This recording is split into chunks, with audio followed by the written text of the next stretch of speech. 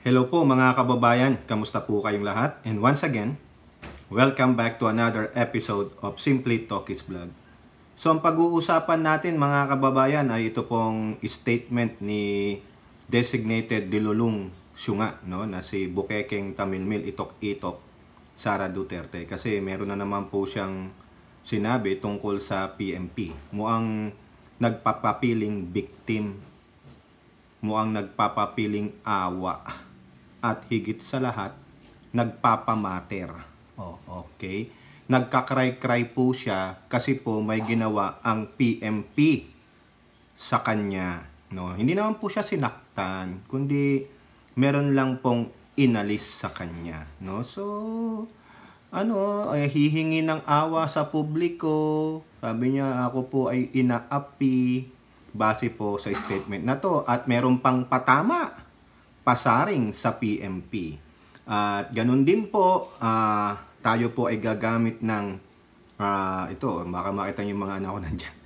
Gagamit ng cellphone para po ipakita sa inyo dito po sa ating video yung i-scanin natin yung veracity, yung authenticity, kung sinasabi nilang authentic yung pulboronic video ng ating Pangulong BBM. Hindi po natin ipapakalat yun kasi malicious po yun. No? At yun nga po, nagsalita po ang DOJ, at sila po ay nag-iimbestiga na dito. Kasama po dito malamang ang ating NBI. No? Actually, PNP, DOJ, kasama ang NBI dyan. No? Naku, yari itong mga to.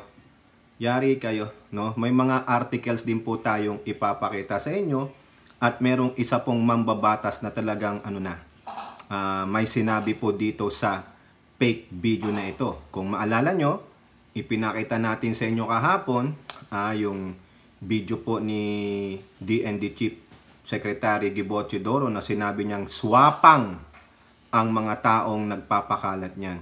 Destabilization plot po ang ginagawa nila. Ganun din po ang DILG, no? Nagpa-press con kaagad sila to debunk. No? Bakit kaagad nila ginawa 'yon? Sasabihin natin sa inyo, no?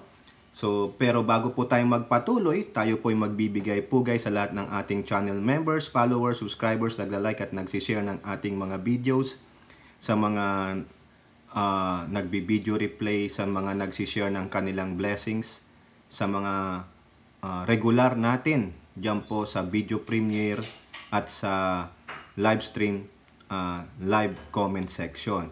No, marami na po ang nawala, no? May mga hindi na po tayo pinupuntahan, ganun po. Actually, sinasabi ko nga sa live ko yan na kung sino ang gusto nyong suportahan, na kung saan mas komportable kayo, mas magaang ang loob nyo, no?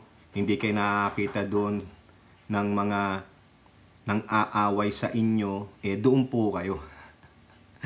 No? Hindi ko namang monopolyo ang inyong kaisipan, no? Hindi ko kayo pipigilan diyan. Tinataboy ko nga kayo, suportahan niyo yung mga vloggers na gusto nyong suportahan. Huwag yung napipilitan lang kayo, no? So, i-shout out natin yung pumupunta, no, sa ating video premiere at live, no? Nandiyan po si Ilora, si Kai, no? Si Tita Aurora, no? Ano ko yan? Siya yung aking adoptive nanay. Sa buong Palawan, Zambales at Norte, sa mga atin ito group, no? Sa West Philippine Sea, suportado po natin yan. Atin ang West Philippine Sea. Meron pong West Philippine Sea sa mga kababayan natin na itinatanggi na may West Philippine Sea. Tanggi nyo na rin yung pagka-Pilipino ninyo. Di ba? Sa ating mga kasundaluhan, magigiting na men and women in uniform, saludo po ma'am and sir, no, sa patuloy nyong pagprotekta sa ating kalayaan. Sa mga OFWs, no, nandiyan po si Ate Beth M, si Miyu, no, si Ate Wanabet, no. Si Ate Wanabet hindi po makapunta yan sa ating live stream o chat box kasi tulog po yan. Pero super supporter po yan. Sino pa ba? Si si Annalisa, no? Paminsan-minsan pasulpot-sulpot. Nandiyan po si Ate Mighty Baisa, si Marie Chris Hernandez, no? Binabanggit ko na lang yung nakikita natin, no? Yung palagi nating kasama sa comment section, so mga live chat natin, no? Kasi hindi ko na kayo mabanggit lahat kasi hindi ko naman kayo nakikita eh. Kung nasa background kayo, thank you. 'Di ba? Nandiyan si Cheryl, SM Banyaga, no? Sa live stream 'yan. Sino pa ba? Si Lorna Rafael, si Rebecca Lagman, pasulpot-sulpot, si RN 2 cents, no? Sino pa? Si Mama Lu Parker, si Ilocana Kana, si Carclea, nakakasabay nating live stream, no? Yung ating friend, si Hattori. Sino pa?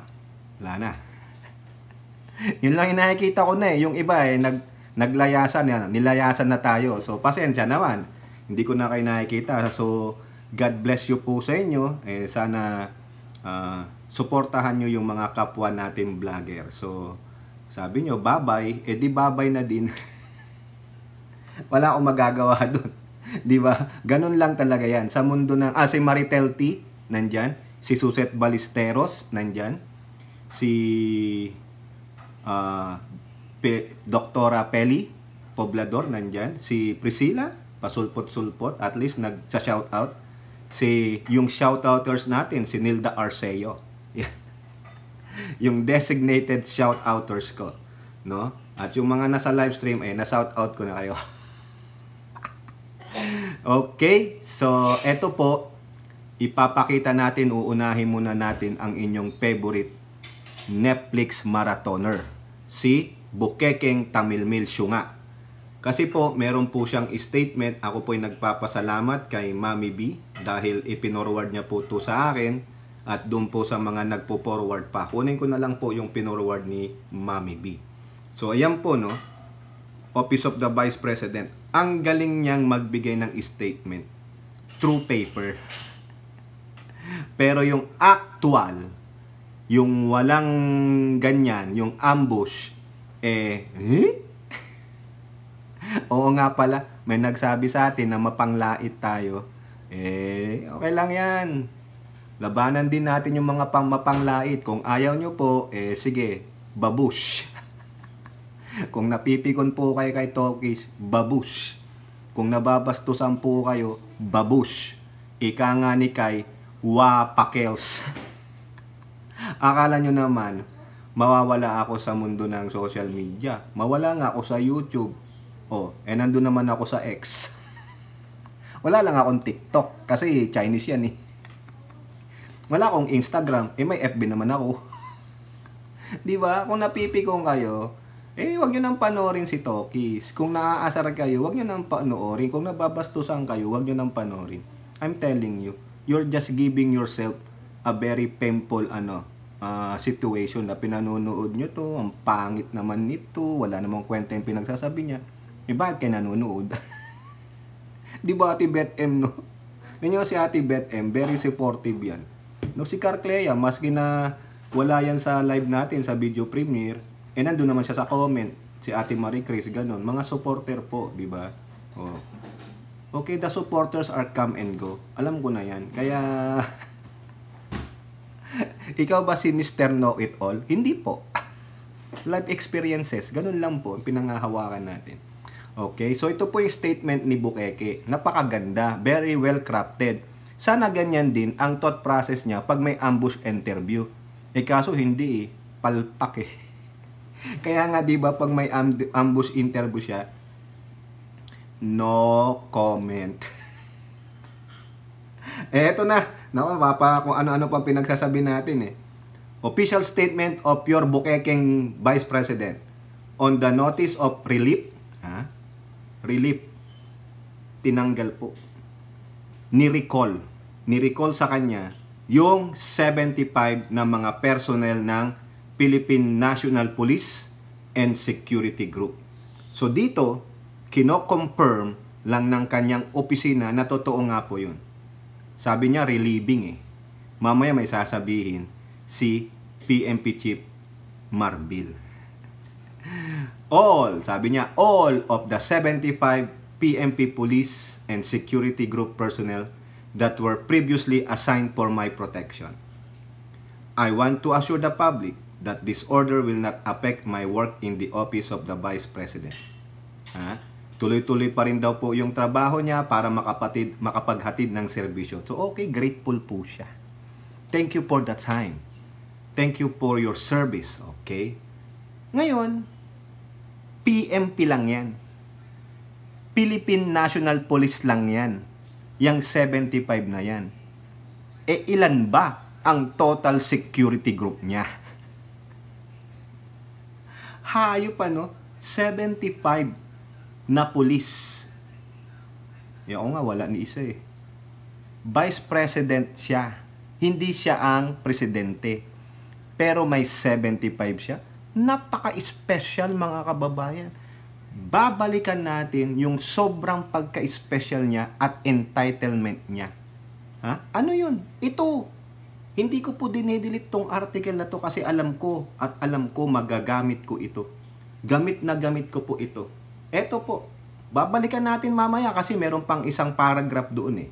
Inquirer. No? Salamat po sa Inquirer. Article nila ng June 26, 2022.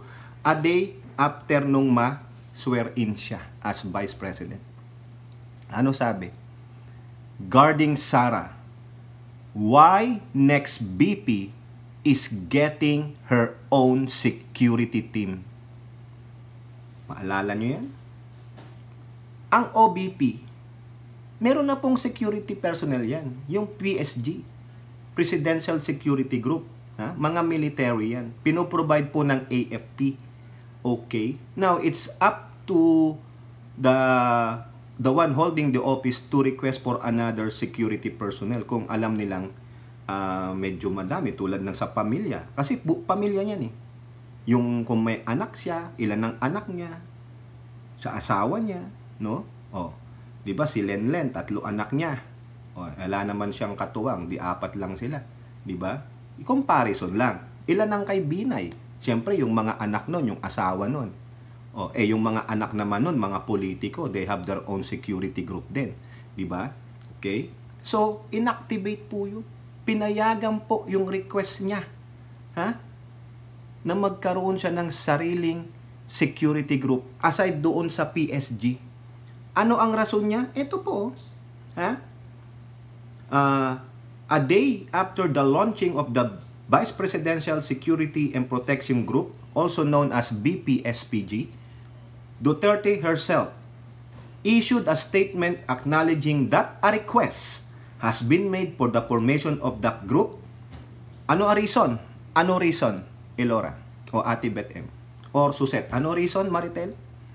In anticipation of future elections, para daw ma-secure. Ano yung future elections? And the possibility of strained relations under that scenario between the President and Vice President. So yun. Yung huling-huli, nagkatotoo na. Strained relations. Pero sino nagpasimuno? Sino nagsimula ng strained relations? So nang dahil dun sa dalawang reason niya, pinagbigyan siya. Kita nyo kung paano siya ka-entitled? Siguro ayan yung isa sa mga kasunduan nila ni Presidente BBM bago pa sila magtandem. Di ba? Ang tanong, ilan? Gaano karami yan? Mamaya. Kasi po dito, nasa dulo yata, hindi ako sure kasi nung binabasa ko, wala pa yung numero. Pero nakakita po ako ng isang article.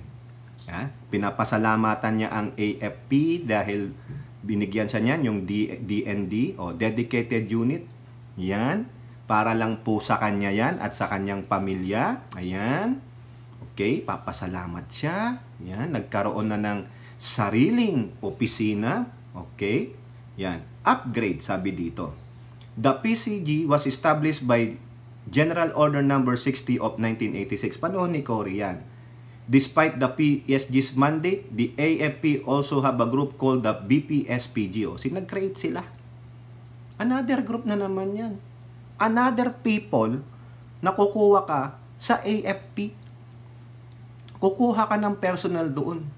O hindi ko alam kung active or retired sila, pero gastos pa rin yun. Kung active yun, babawasan mo yung mga active personnel ng AFP na sana siyang magproprotekta sa hindi lang mo na freedom, hindi lang mo na security, kundi seguridad ng mamamayang Pilipino at ng bansang Pilipinas. Hindi lang sa iisang tao. So nanguha ka pa. Nagdagdag pa sila. Ha? Ito po, sabi dito, according to that source, the BPSPD had around 200 personnel including aide de camp, yung mga helpers. Okay? But with the upgrade to the security detail for the Vice President, the BPSPG will now have around 300 personnel, the source said. Ibig sabihin, during that time, 2022, bago pa siya maiupo, meron na pong nadagdag ng almost mahigit 100 personnel sa BPSPG, including their aide de camp. Okay, yung mga aide de camp, yung mga tumutulong doon sa tao. Siya lahat yan. Parang yung the greatest loyalist, yung aide de camp ni Apo Lakay. Kilala niyo yun? Si Colonel, I forgot eh. Kahit nung napunta sila sa Hawaii, na-depose sila, nandun yun sumama. Biruin nyo kung gaano siya ka-loyalist. Iniwan niya ang pamilya niya sa Pilipinas, siguro pinasunod na lang. O di ba? Yun ang loyalist of all loyalists. Talagang, kaya nga sabi ni Pangulong Bongbong, no? Itama niyo ako. Sabi niya, he is a brother to me. Yun. I forgot his name, si Colonel Arturo ba? Ano nyo nga ako, Elora, kung sino yon, Maritel, no? Kayo dyan, paki-research nyo nga. Okay, sabi doon, 300 that time. Now, eto po yan. Nakita po natin dito sa ulat ng Philstar Global. Sabi lang dito, yung article, BP Sara confirms relief of 75 caps assigned to protect her. So, hindi natin babasahin yan, no? Kasi yung laman ng panimula niyan, saka yung nasa gitna, yung reason bakit tinanggal o ni-recall, hindi tinanggal, ni-recall. Kasi sabi sa letter, ni-relieve eh. Pero hindi naman relieve. Ni-recall ng PMP. No, may dahilan ng PMP, mamaya hindi po dito sa Philstar Global natin kukunin, kundi sa Manila Bulletin. Pero, ang kukunin natin dito is gaano karami. Gaano karami. Ito po, yung BPSPG security detail ni Tamil Mil. Whether sa kanya at sa buong pamilya niya, yung 2 anak niya at yung mister niya. Yun lang naman eh. Hindi mo na kailangan protektahan pa yung mga kapatid niya, no? So Duterte, they have their own security group. So considering 4 sila. Ang sabi po dito sa Manila Bulletin, in 2022, hindi pala Manila Bulletin, Philstar Global. In 2022, 433 people served in Duterte's Security and Protection Group. Di ba nabasa natin doon sa Inquirer, sabi nila 300 nadagdagan ng mahigit sa 100 yung BPSPG. Ngayon, base dito 433. Baka kasama yung mga kapulisan. A 455 increase from the 78 detailed military personnel assigned to BP Leni during that time. 78 lang yung kay Leni. Biruin nyo yan. During her last full term in 2021, ayon po yung sabi ng COA. The COA's 2022 audit report shows that 63% of the OBP's 683 personnel were part of the BPSPG group. That means 6 out of 10 all OBP staff comprise the BPSG. Wow! So karamihan pala ng kanyang staff dyan sa OBP ay parte ng BPSPG. So mga former militaries, active militaries, aide de camps, di ba? Grabe naman ito. In a statement defending the BPSPG's number, The OBP said Duterte required additional security personnel due to her other roles in President Marcos' cabinet, such as being Secretary of Education and co-vice chairperson of the National Task Force to End Local. So, ibig sabihin, sa additional na position mo, pinadagdagan mo ang security guard mo. So, ibig sabihin, pag nasa OBP ka, iba ang security mo. Pag nasa DepEd ka, iba ang security mo. Pag nasa pupunta ka ng NTF-EL ka, iba ang security details mo. Hindi ba pwedeng isang grupo na lang? Di ba? Just do the rotation. Iba-iba. Kaya pala, 433? Wow! Ang galing! Sabihin mo na. Ha? Sabihin mo na. Sa 4 sila, divide by 4. Average of 111? Nakatao sa isang tao sila. Ha? 111 sa kanya. Sa isa niyang anak, 111. Sa isang anak, 111. Sa asawa, 111. 24 hours sabihin mo. So, ilan ang shift niyan? 3 shifts. Ha? Kasi 8-hour shift eh. Diba? So, 111 divided by 8. Ilang tao ang nagbabantay sa isang tao? Wow! Ang galing! Diba? Ilan? 10 point something o 11 na lang, ganon? Tama ba? Tama ba ako? So, 111 divided by 8, Ate Maite. 31. Okay? 4. Almost 14. Sa isang araw, sa isang 8 oras, 14 katao? Hindi ka pa, kontento? Paiba-iba? Biruin mo 100 katao mahigit ang magbabantay sa'yo sa loob ng 24 hours. Pero parang kulang pa. Kasi nag-request pa siya. Grabe. Ang tibay nito. Feeling niya talagang siya ang presidente ng bansa, mga kababayan. No? O ngayon, di ni-recall yung 75. Bakit ni-recall, Tokis? Wala na siya sa DepEd eh. Diba? Ano pa i-secure sa kanya? Dapat ibigay na yung kay Angara. Baka si Angara hindi na lang mag-request kasi senator naman siya. Binibigyan sila ng security detail. Baka sabihin niya lang kay SP, pwede ko bang dalhin na lang tong mga to? O, depende po yun. Okay? Normally, sa inyo, ako hindi ko po alam, to be honest. Normally, sa isang government official, tulad ng mga senador, congressman, mga cabinet secretaries, ilan po ba dapat ang average na security mo? Ilan? Ilan? Ako hindi na ako magre-reklamo sa presidente. Presidente yan eh. Sa BP, magre-reklamo ako. Sapat ba yun? Hindi. Makatarungan ba yun? Na 433? BP ang posisyon mo? Hindi naman ikaw ang presidente? Ang rason niya is future elections and strained relationship between the president? Ina talaga, no? O ngayon, nung ni-recall, ito po sabi ni PNP Chief General Romel Marbil, bakit nila ni-recall?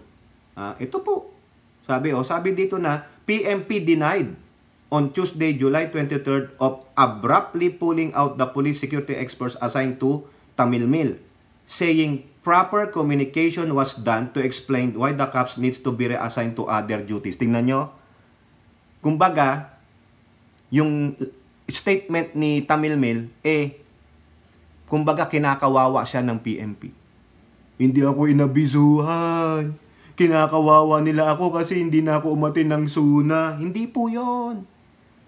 Isa sa aking, ito sasabihin ni Marbil. Sa aking iniisip, karagdagan dito, hindi ka na DepEd Secretary. Hindi ka na member hindi ka na co-vice chair ng NTF-ELCAC. So ano ka na lang, OBP. Kung ano lang meron sa OBP, yun ang sayo. Ang dami pa po eh. Ang dami pa eh. Di ba nga? 433. O tapos yung mga BPSG, yung mga nasa OBP personnel, ay mga BPSPG na rin. O, di ba? Kaga, dami pa rin pinapasahod pala. Tapos ang dami pang ginagamit ng mga AFP personnel na dapat yung mandato nilang protektahan ng ating bayan at ang mga sambayan ng Pilipino, hindi lang para sa isang tao, ginagamit niya pa. Pasahod yan ng taong bayan. Gagamitin natin yung kanilang lintaya. Pasahod yan ng taong bayan, pero ang pinoprotektahan, isang tao lang at yung pamilya niya. Na wala namang kwenta, walang mandato sa konstitusyon, kundi palamuti. Yun.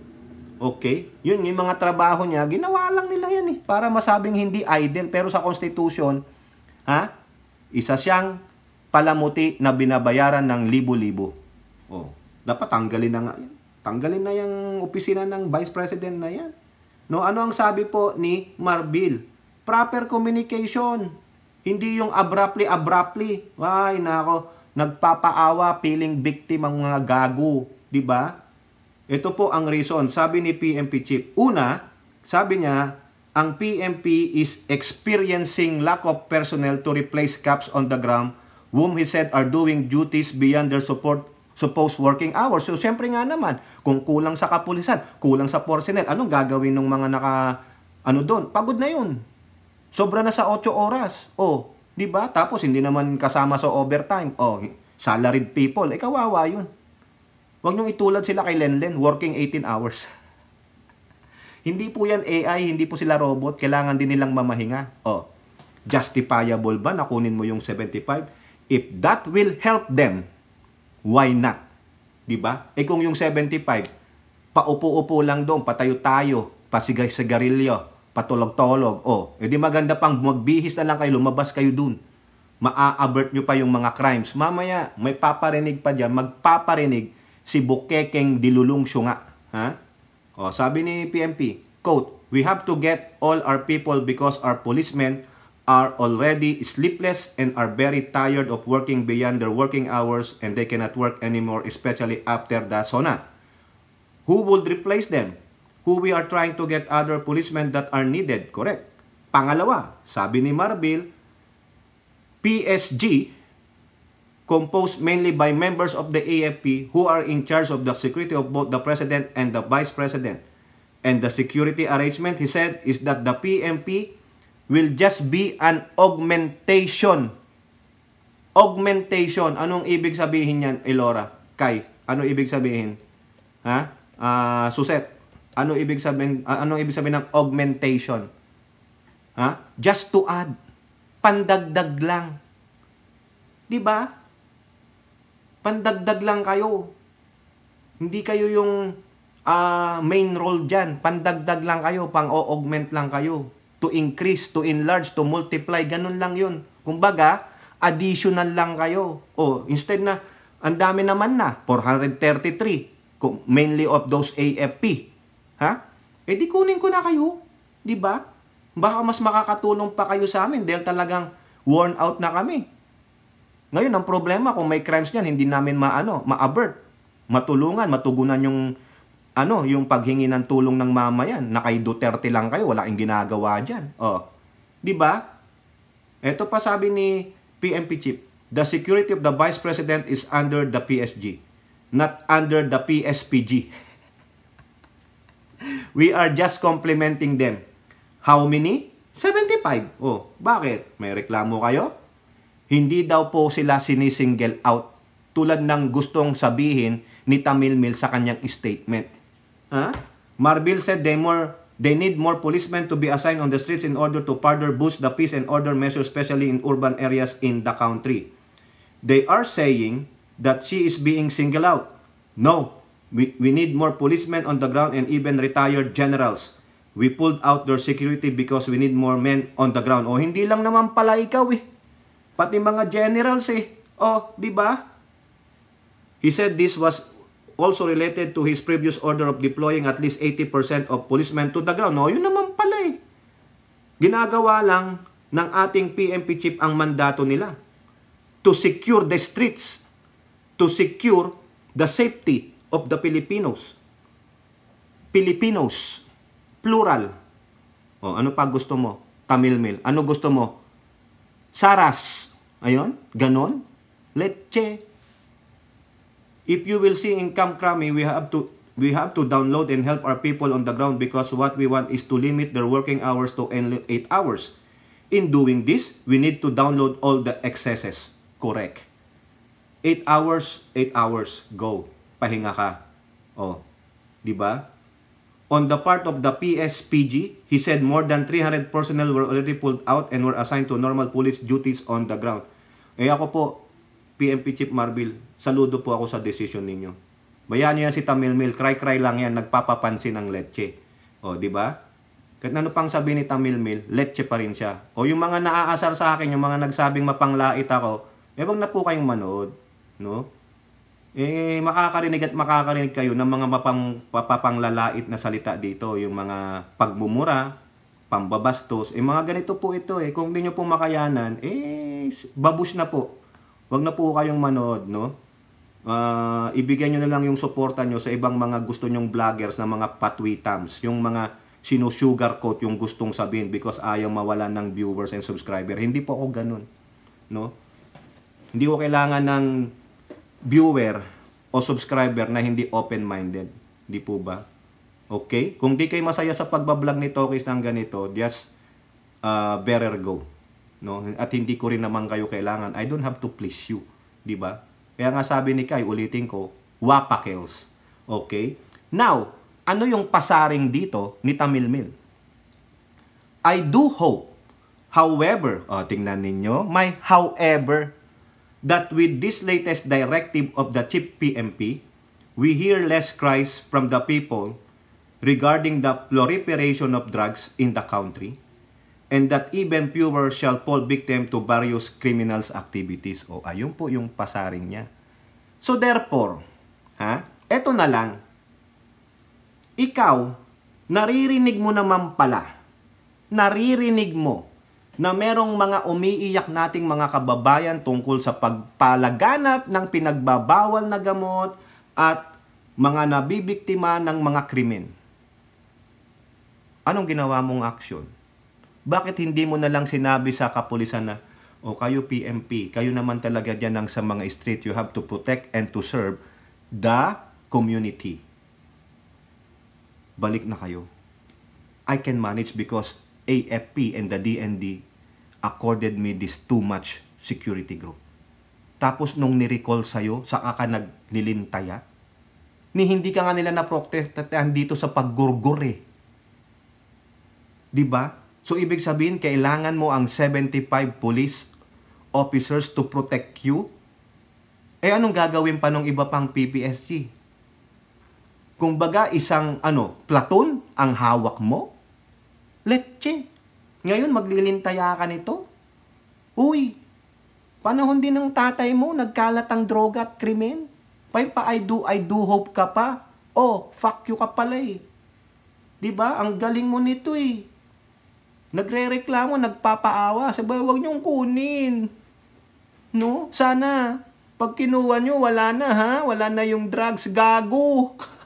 Wala nang crimes, gago. Hanggat may demonyo sa ating lipunan, tulad ng tatay mo at ni Kibuloy, mag-e-exist ang mga krimen. Di po ba? Ang ginagawa mo, hindi ka naman nakatulong. Wala rin. Di ba? Oy, nako.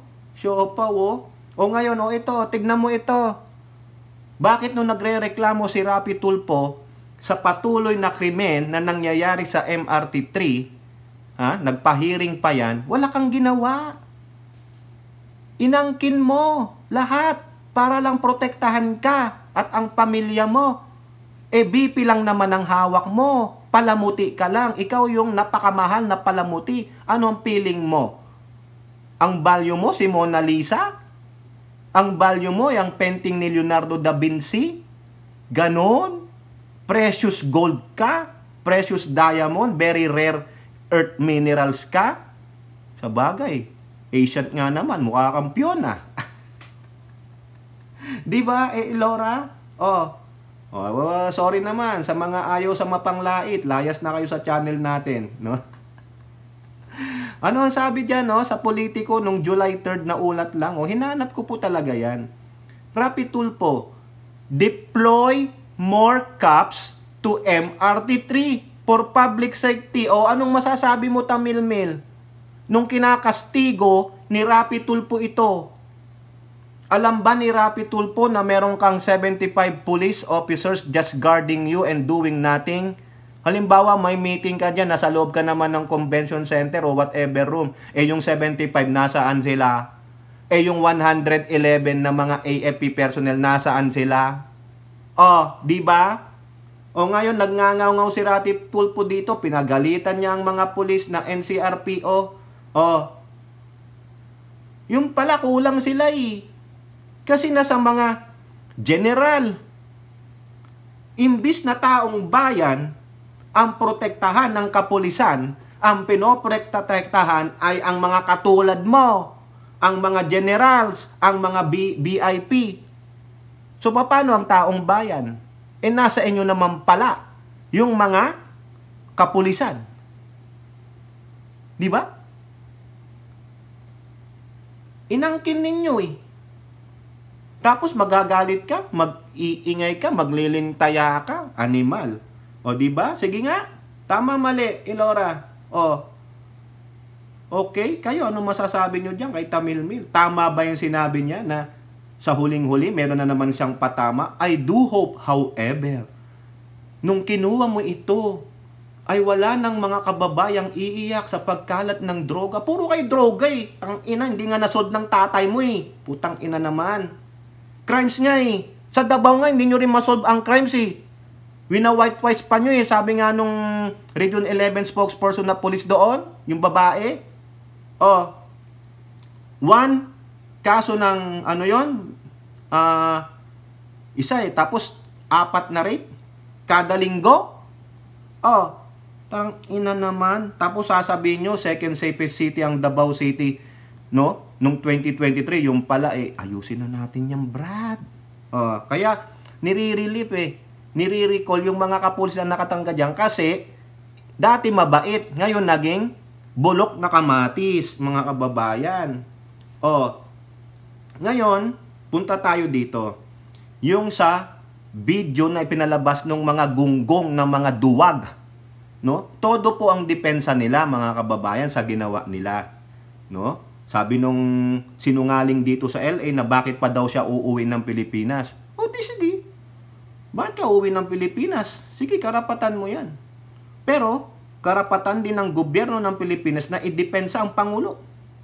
Kung ikaw nagpapakalat ka ng ganyan, so ikaw lang ang libre? Ikaw lang ang may karapatan? So therefore, karapatan din nilang malaman kung totoo o hindi yung pinakalat ninyong video. Di ba?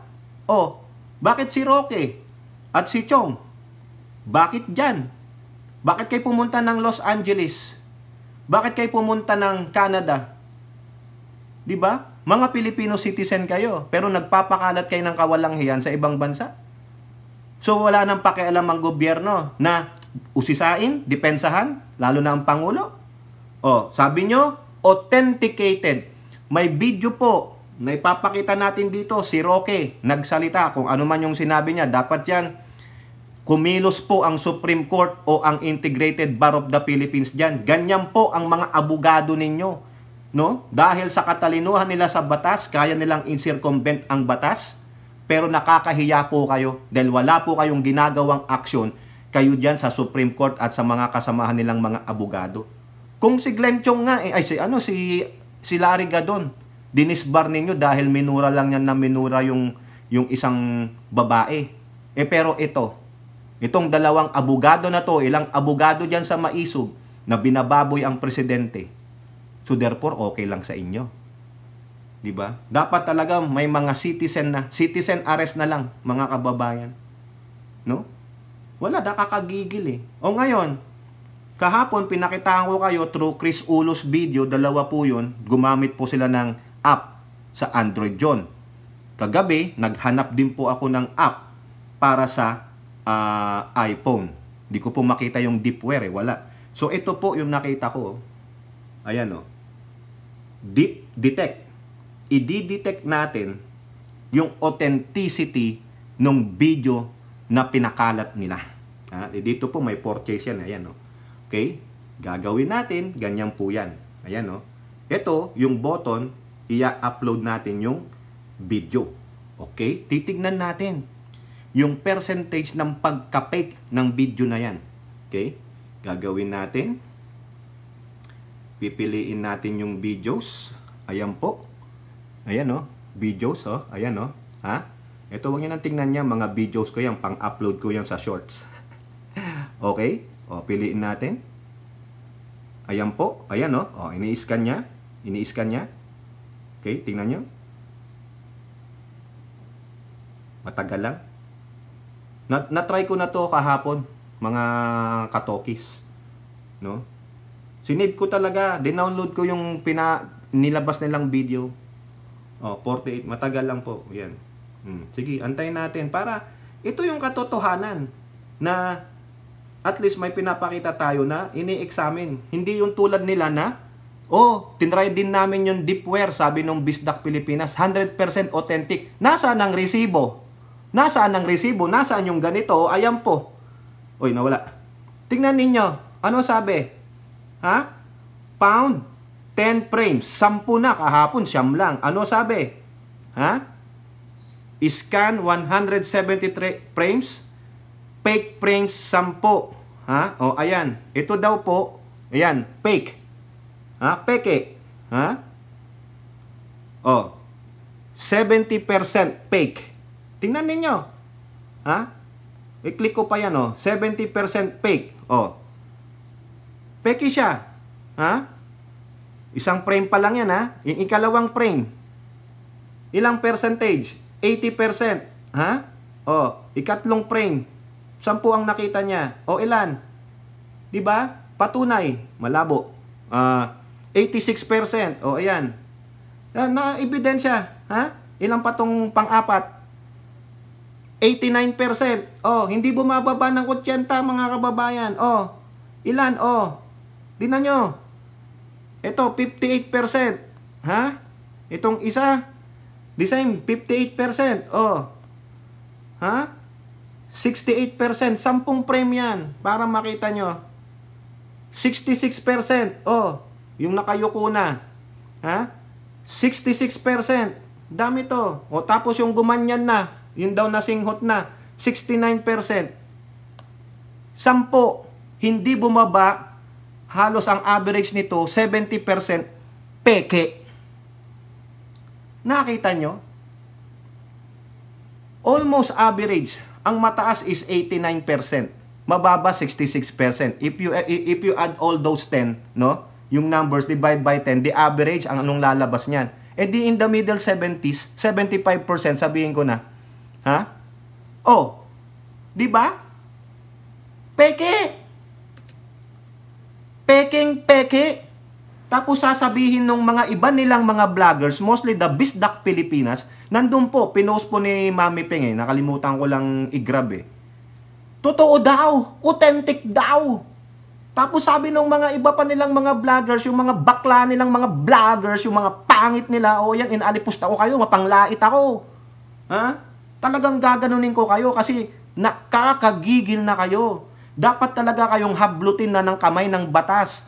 Doon kayo magpaliwanag sa korte. Patunayan nyo na authentic yung video. Ako, pinakita ko sa inyo. Ha? Pinakita ko. Balikan nyo tong video na to. Pinakita ko. Pati si Chris Ulo, pinakita niya. Yung sa kanya, suspicious. Ha? Yung sa akin, hindi. Pinakita ko. Processing. Percentage fake.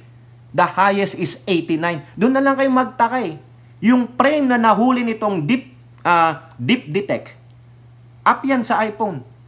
Makikita nyo yan. Hindi peke yung app. Ang peke, yung mga frames na nakita niyang 10. Kasi kung totoo yan, sasabihin niya, wala akong nakitang frames na peke. Authentic. Ano? Isa o dalawa lang dyan na makita niyang fake frames, peke yun.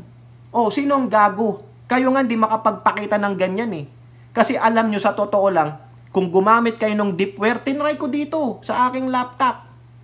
Ha? Dito, sa laptop na to. Ayan may deepware ako dito. Ayan deepware, scan detect. Nakita nyo yan? I-upload ko lang yung video ni Pangulong Marcos. Ang nakalagay, suspicious. Nasaan yung authentic? Ang ina naman. Kaya yari kayo. Ano ang sabi dito ng NBI sa Manila Bulletin? man in viral video sniffing drugs, not President Marcos. Oh, definitely, he is not the president. Ayan po ang sabi ni Justice Undersecretary Hermogenes Andres after the NBI conduct a forensic analysis. Oh, sabi, yari kayo. Of the viral video where a person who appears to look like President Marcos is shown sniffing a white substance believed to be illegal drugs. O ayan po, during a press conference at the NBI headquarters in Quezon City, Undersecretary Andres said the forensic examination of the person in the video revealed that he has different facial features compared to President Marcos, particularly the shape of the ears. Eh ito, talagang kinakita yung mukha. Oh, yari kayo. Sabi dito ni Abalos, hindi po ito ang presidente. Ibang tao po ito as para sa tenga pa lang o tenga pa lang, di ba? Ang sabi naman ni NBI Director Jaime Santiago, the PNP and the NBI are working together towards the solution to this problem. Alam nyo, we have identified ang mga tao. Ha? Sabi dito sa English, we have identified the persons behind this. But we are still gathering enough evidence to prove para ang case na isasampa namin sa kanila ay talagang airtight. Yari kayo. Yari kayo.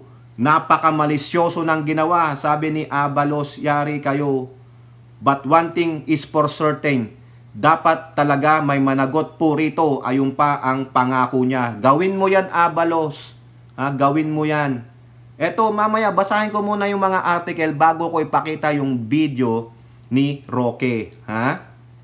Ito pa sabi dito sa Philstar, DOJ vows legal action versus people behind fake drug video featuring Marcos. O NBI na nagsabi mananagot, Abalos mananagot. Ano ang sabi ni DOJ spokesperson Miko Clablano? Ayan, sabi niya that the production and spreading of the video is illegal under Article 154 of the Revised Penal Code. O yari kayo. Article 154 of the Revised Penal Code penalizes the unlawful publication of materials which carries a possible jail time of 1 month and 1 day to 6 months. Eh sabi nga nung police 4 to 8 years nga eh. Oh, kayo dyan, mga mausig, ituloy nyo, mausig ba o maisog? Ituloy nyo lang po. Walang dilitan ng video. Nagdilitan po sila ng mga video eh, sa kanilang FB page, sa kanilang YouTube, yung isa dyan na pambansang kupal, no? Yung pambansang di umano, yung tawag ni Trunks. Eh sabi niya, authentic po ito. Eh, sige. Kung authentic, malakas ang loob mo, maisog ka, ipakalat mo, panindigan mo. Di ba may mga prinsipyo kayo, principled people kayong mga Duterte minions? Oh, di ba? Mga kupal pala kayo eh. Oh, ngayon, eto yung nagsasabing authentic, gugurgurin daw ng administrasyong Marcos ang video na to, itong kupal na ito. Tingnan ninyo, panoorin ninyo, 34 seconds video. Salamat po. Oh, salamat sa mga kapatid natin diyan na mga vloggers and influencer. Oh. Tingnan nyo ha, nagugutom daw sila. Oh, tingnan nyo, naka iWatch, Ultra Watch pa yan ng Apple. Tingnan nyo. Yan ba yung mga gutom? Mga patay gutom, mga putang ina. Oh. Fake yan. Well, Marcos Jr., meron pong authentication. Ang pulburon video, hindi AI. At ikaw talaga yan sa video na yan.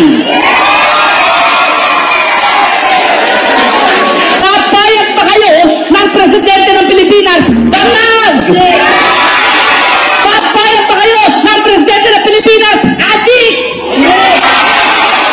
Ano na lang mangyayari sa reputasyon ng Pilipino sa buong mundo? O, ayan po. NBI, DOJ, DILG-SEC, PNP, o yung gago na ito, o yan, nagkalat siya dyan sa Canada, ha? Nagpunta dyan sa Vancouver, o talagang pinapatunayan niya. Authentic daw po. Pina-authentic nila, pero nasaan? Hindi man lang niya ipinakita doon sa mga audience niya yung papel na pinaporensik nila, authentic. Tapos yung mga nanonood ng mga gunggong doon, naniwala naman, mga uto-uto, mga bobo, mga iho di puta. Diba? Kayo, naniwala kayo sa sinabi ni Roque, kayong mga nakapakinig dyan, ng mga kapwa namin Pilipino sa Canada, o mga ganito kayo. Ganito kayo. Magalit kayo kung magalit kayo dahil wala kayong utak. Sinabi niyang authentic o hiningi nyo ba? Nasaan po yung resulta? Wala. Wala ngang puncture hole eh. Di ba? O, sinabi niya lang, kumbaga nananakot lang. Gago. Di ba? O, ano pa ang sabi ni Digong, mga kababayan? Pati si Digong, may sinasabi. O, ayan o. Dapat daw magpa-hair follicle drug test si Pangulong Bongbong Marcos. So, isa na lang pong sasabihin ko kay Digong.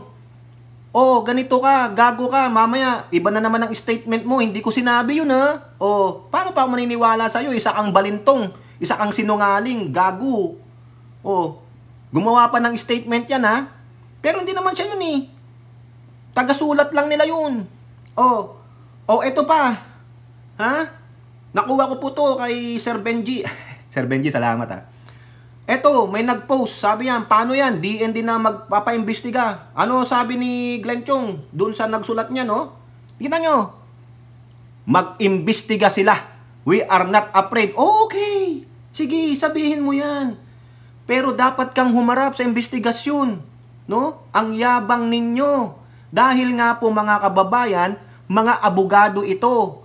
Pwede nilang paikutin ang batas para lang po sila ay makapanira, makapag-de-stab, makapag-divide ng sambayanang Pilipino. Ang Pangulong Marcos is trying his best to unite us. Walang kulay ng politika. Ang pinoproblema ng mga gagong maisog na ito ng mga kulto ni Digong at ni Kibuloy na mga siraulo, ng mga motherfuckers, ay maibalik sila sa pwesto para pagtakpan lahat ng mga krimen na ginawa nila. EJK, ICC, ha? Yung pag-iimbestiga ng lower house kay Digong, human rights violation niya. Yung plunder nilang bilyong piso, ha? DPWH daw sa Davao, sa distrito ni Polong. Eh ano nangyari ngayon sa Davao City? Lubog sila sa tubig. Nasaan yung flood control? Di ba? Oh, bakit hindi kasuhan yan? May nagsasabi nga daw bakit muang hindi pa ma-full blown na papasukin na yung ICC. Natatakot ang Marcos. Kasi daw po baka taniman ng ebidensya ng mga Duterte ang Marcos. Kaya daw siguro si Aimee nandoon para maging spy ng pamilya Marcos. Maski na anong galit natin kay Ate Tambalina, baka nga ganun ang purpose niya. Para matiktikan niya ang galawan ng Duterte. Di ba sinusuka nga siya dyan, nila Panelo? Di ba? Saling pusa ka lang dito eh. Kasi gusto niyang matiktikan ang ginagawa ng mga Duterte laban sa kapatid niya. Pinapakita niya, ganito ako sa laula sa kapatid ko. Tingnan niyo yung larawan na yan. Courtesy of Benji Contreras ulit. Sir Benji, salamat ha. Sa lahat ng tumayo, siya lang ang nakaupo. O siyempre, pag tumayo siya, sasabihin ng mga Duterte, ay putang ina, hindi na natin kakampi. Oh. Parang siguro ganun ang laro ng ate sa akin lang ha. Sa mga nadidinig-dinig ko. O di ba? Para siyang Trojan horse dyan. Pero itong mga Duterte, alam nyo naman, mapagtanim ng ano yan, mapagtanim ng ebidensya. Pinakita ko sa inyo yan sa Rappler, di ba? O. Baka nga, pag nakaupo si Duterte, itong si Tamilmil, manalo siya sa 2028, baka, bababa ang Pangulo, alam nyo na, didimanda niyan. Ito ang ginawa ni Bongbong. Oh, nagdroga yan. Ito ebidensya. Oh. Di ba mahusay silang mag-implanta ng ebidensya? Inamin ni Digong yan. Pinakita ko sa inyo sa Rappler. Oh. Di ba? Inamin niya. May video pa nga eh. Panoorin niyo yung kay Daddy Rick. Oh, pinapanood ko po yun eh. Siyempre, kung ano po yung opinion nila. Di ba? Nandun yung video. Inamin. Tatanim siya ng ebidensya. O anong tendency na hindi gagawin ng mga anak niya yan? Si Sara Duterte, lalo na yung mga demonyong nakapaligid sa kanya. Gagawin at gagawin nila yan. Ha? Di ba? O ayan, si Roque, anong gagawin mo dyan? Abalos. DOJ, paano nyo kakasuhan yan? Kayo dyan sa Integrated Bar of the Philippines, kung membro man itong dalawa, hindi ba kayo nahihiya? The two of your members are what? Ha? Yung loose cannon. Di ba? Biruin nyo, winawalang hiya ang presidente sa international. Say, bakit? Para mawala yung kumpiyansa ng mga magninegosyo sa bansa. So, sa palagay nyo, ganun kababaw yung mga negosyante, ha, Roque? Gusto nyong i-cripple ang economy ng bansa? Mag-antay kayo pag kumilos ang FBI sa inyo. Baka nga manghingi ng tulong. Sabi nga ni DND Chief, di ba? Nananawagan siya dito sa gobyerno ng Amerika na paimbestigahan yan. Sana naman kumilos dito, di ba? O ngayon, yung isang mambabatas, si House Leader ito si Dalipi. Anong sabi niya sa politiko? Sobrang foul na.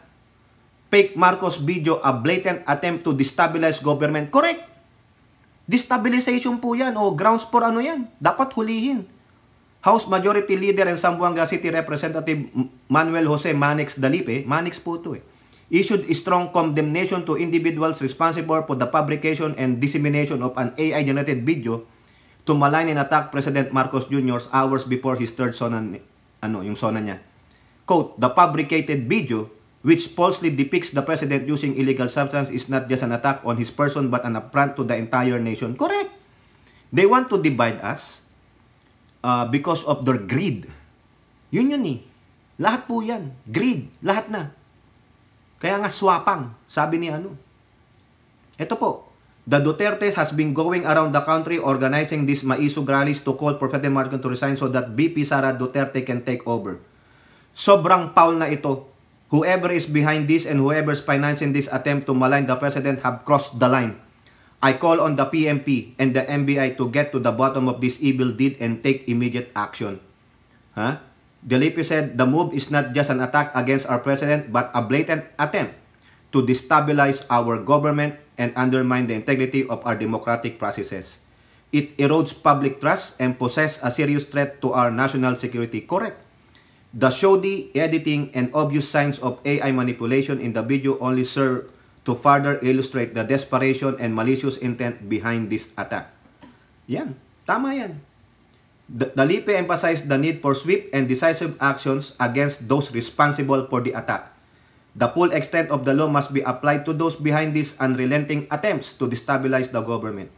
Such misuse of technology for political gain cannot be tolerated. We will definitely get to the bottom of this and make sure that those who were behind this fake video are held accountable. The integrity of our democratic institutions and the trust of the Filipino people are at stake. Correct. Sabi ni Glenn Chong, ulit? Mag-imbestiga sila. Hindi kami natatakot. Then go home. Diba? Humarap kayo. I-present nyo sa Kongreso. Ito yung authentic paper. Ito yung patunay. Authenticated namin. Hindi nyo mailabas It will take time pa. Gago. Diba? Halata. Gagawa na naman sila ng fabricated story. Diba? Dapat doon pa lang nung sinabi ni Roque na authenticated ang video, ikaw yon. Ito po, yung papel. May puncture hole. Gabo. Kaso walang naniwala dahil mga sinungaling kayo. O kayo po, ano pong inyong masasabi? Comment down below and don't forget to like and share. Hope to see you on our next videos. Bye-bye. God bless.